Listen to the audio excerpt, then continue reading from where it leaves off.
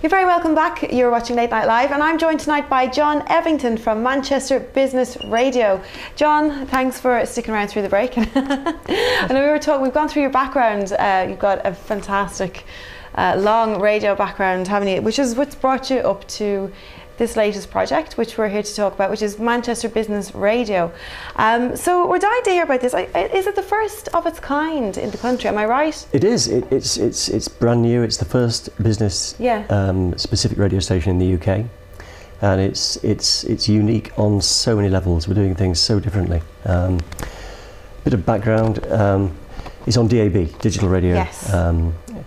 And historically, DAB has been a very expensive platform for small operations to get onto, and Ofcom are very aware of that. Their role is to encourage diversity and improve listener choice through plurality and bringing more stations into the various markets.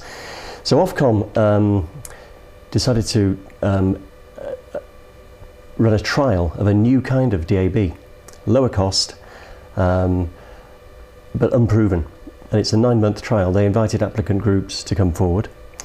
53 groups applied for 10 licenses, so it was very oversubscribed.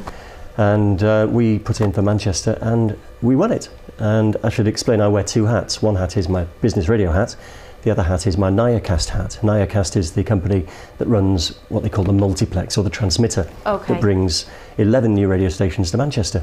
Wow. And they're all on the air now. And it's, as per Ofcom's original request, we are certainly meeting the diversity and breadth of choice criterion. We have on there stations like Gadio, Chris Country, which is a country music station.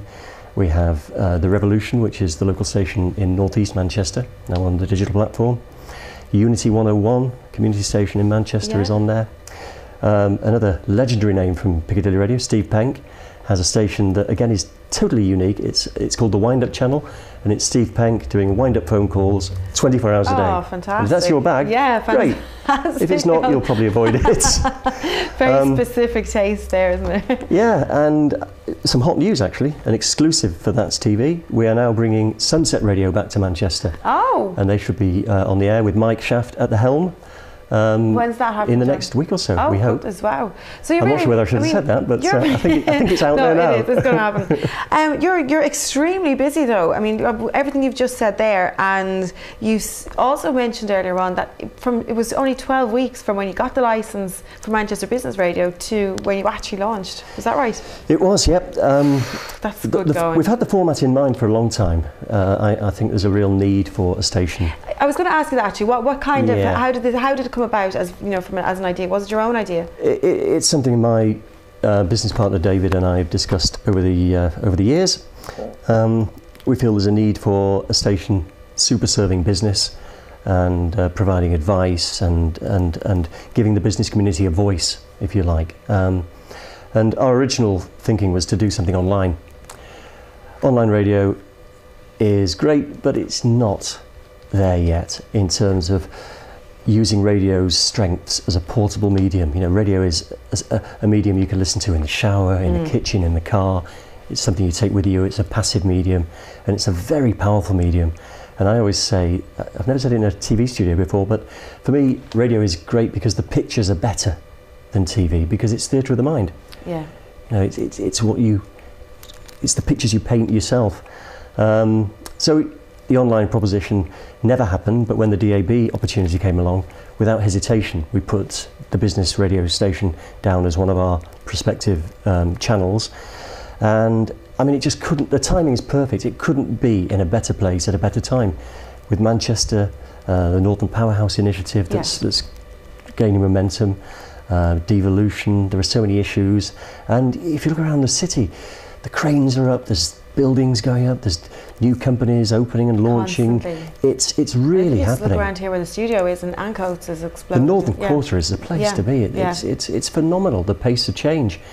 And it's been interesting in the run-up to launch, going around chatting to people like Sir Richard Lees and Sir Howard Bernstein and Tony Lloyd, the Mayor of Manchester, and various people in business like Lawrence Jones, who runs UK Fast, and Phil Jones from Brother UK, all these people we've spoken to, John Ashcroft, the economist, and they're all saying the same thing, that Manchester is the city of the future in terms of business growth. And that view transcends everything. It's both sides of the political divide. It's the public sector, the private sector, the third sector.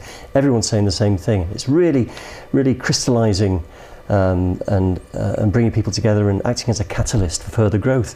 So, you know, it couldn't be a better time to launch a business-orientated radio station.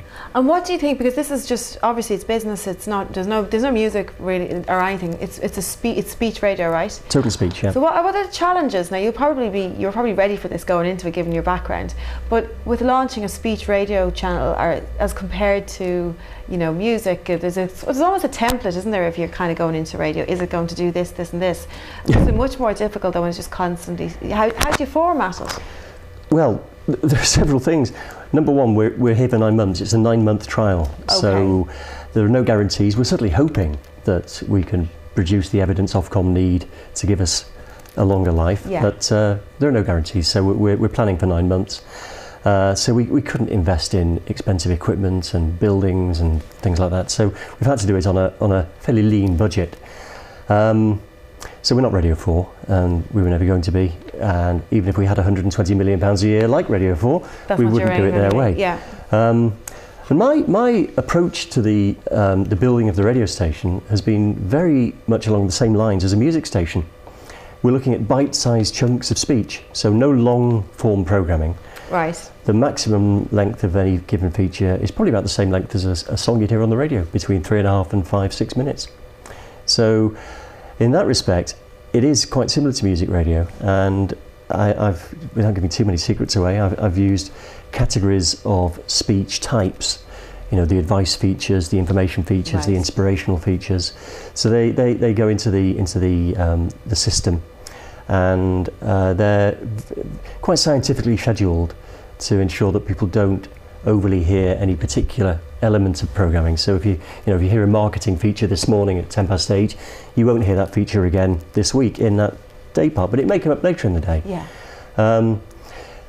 The fundamental difference between building a music station and a speech station is that where, let's say you go for an adult contemporary music station or a contemporary hit station, you research your music, you bring in the songs from wherever, Spotify, iTunes, whatever, go out and buy CDs, whatever, you build your database and then start playing them in rotation. With a speech station, it's almost like having to go and find the artists, write the songs, record the songs, produce the studio session, and then, it's a big job, and I describe the station as a hungry beast. It needs feeding, so we've got a small team of content gatherers out there all the time, constantly gathering new, fresh audio for us. Amazing. Now you mentioned that you worked with Chris Moyles in the past. Did I mention that? You mentioned that yourself, yeah, you brought that one up. I thought you'd read the book. Were you going to tell us the story? Well, no, I mean, Chris was... Because he's recently returned to our radios, hasn't he, this week? He's back, yeah. He and I crossed paths when he was probably in his late teens, and I was programming Signal down in Stoke, and I'd always been a believer for evenings doing something slightly anti-establishment, a bit anarchic, a bit left field. So our existing presenter was moving on to pastures new. We needed somebody to fill the gap, and Chris's demo tape arrived on my desk at the right time. So he seemed like the right kind of chap for our evening show. Quite very inventive, creative, nice enough voice, young, enthusiastic, full of ideas. So he came in and did my evening show for a year, and sadly lost us quite a few listeners. Because he's got that Marmite effect. There are no half measures with Chris. You either love him or hate him. There are a few like that, aren't there? Though, yeah. We were talking about Frankie Boyle earlier on. It's similar, not the same, but similar kind of. Yeah. Either love or hate. So sadly, at the end of the 12-month contract, we had to part company, and there's a chapter in Chris's first book in which I feature quite prominently. We'll have to get our hands on that then. Yeah, there's nothing incorrect in what he writes, but it's slightly embellished. Let's just put it, leave it at that.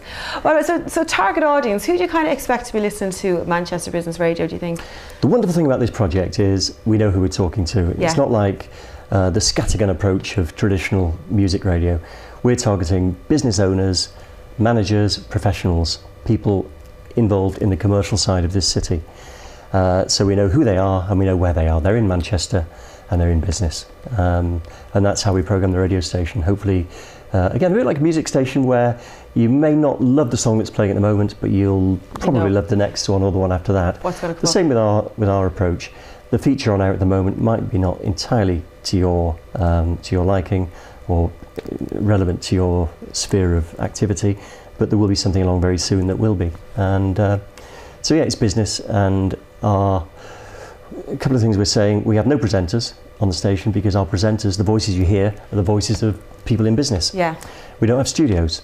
Our station's in the cloud, but we do go out and record people in their own environment. So and that adds to the appeal of the radio station. Yeah, you'll hear the hubbub of office noise and phones ringing as we go out and meet and speak to people. Gritty. Yeah. So we're just about to run out of time, John. So just tell us, how can people listen if they want to listen to Manchester Business Radio? How can they do that? 2 ways, dead easy. It's on DAB digital radio in central Manchester. Everything within the M60 should get a reasonable signal. Great. But you need to press auto tune or rescan on your DAB set. And of course we're online from our website, manchesterbusinessradio.co.uk. Fantastic. Well, the very best of luck with that. And I know you're a week in, so hopefully now by the end of that 9 months you'll be continuing on as well. And I know you had a soft launch, so maybe there'll be a launch party that you can invite us along to soon, will there? If we have one, you'll be invited. Thank you very much. It's recorded on TV now.